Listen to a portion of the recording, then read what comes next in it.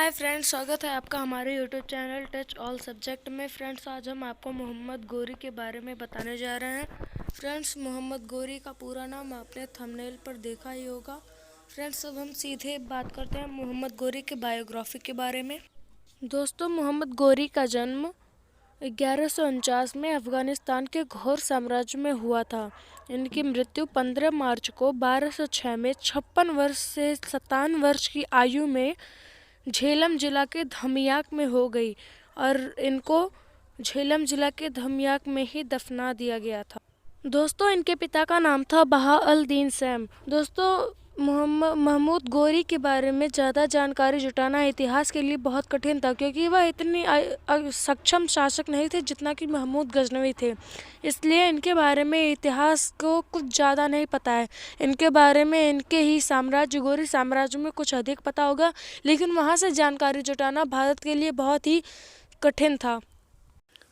इनका संबंध भारत से इसलिए था क्योंकि इन्होंने पृथ्वीराज चौहान के साथ तराइन का युद्ध किया था एवं उन दिल्ली के तख्त पर कुछ दिन तक राज भी किया था।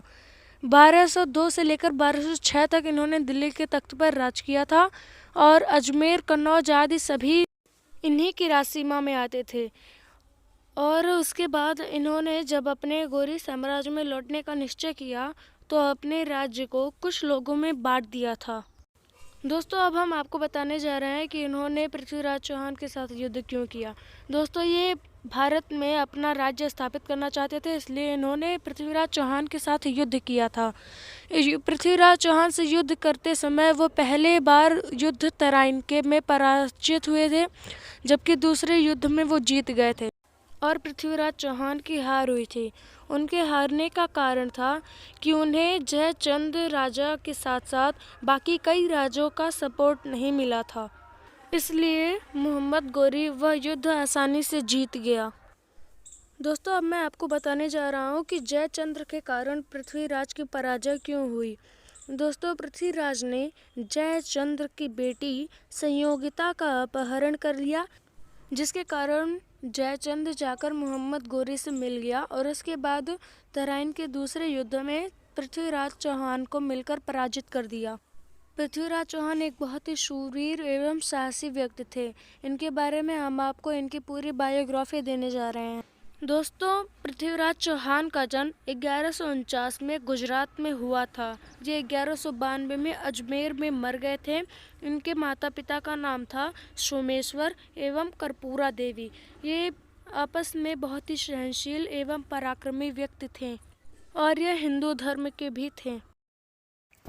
चलिए, अब हम आपको बताने जा रहे हैं कि पृथ्वीराज चौहान ने संयोगिता का अपहरण क्यों किया और संयोगिता कौन थी। पृथ्वीराज चौहान ने संयोगिता का अपहरण इसलिए किया था क्योंकि संयोगिता बहुत दिखने में सुंदर थी एवं जब पृथ्वीराज चौहान देश भ्रमण के लिए बाहर निकले थे तब संयोगिता और पृथ्वीराज का मिलन हुआ था और दोनों एक दूसरे को बहुत पसंद आ गए थे। उसके बाद जब पृथ्वीराज चौहान अपने राज्य वापस लौटे तो उन्होंने कुछ ही दिन में संयोगिता का अपहरण करके अपने राज्य में ले आए थे, जिसके कारण संयोगिता के पिता जयचंद्र संयोगिता और पृथ्वीराज चौहान से नफरत करने लगे थे। उसके बाद जब पता चला उन्हें कि मोहम्मद गोरी उनके खिलाफ षड्यंत्र कर रहा है एवं उनके खिलाफ युद्ध की तैयारी कर रहा है, तब जयचंद्र ने मोहम्मद गोरी से हाथ मिला लिया था। उसके बाद पृथ्वीराज चौहान ने कहा कि मैं भी ठीक है, मैं भी उनसे युद्ध करूंगा। और जब कई राज्यों से सहायता मांगने गए तो किसी राज्य ने भी उन्हें संयोगिता का अपहरण करने के लिए उनसे साथ युद्ध करने के लिए तैयार नहीं हुए थे।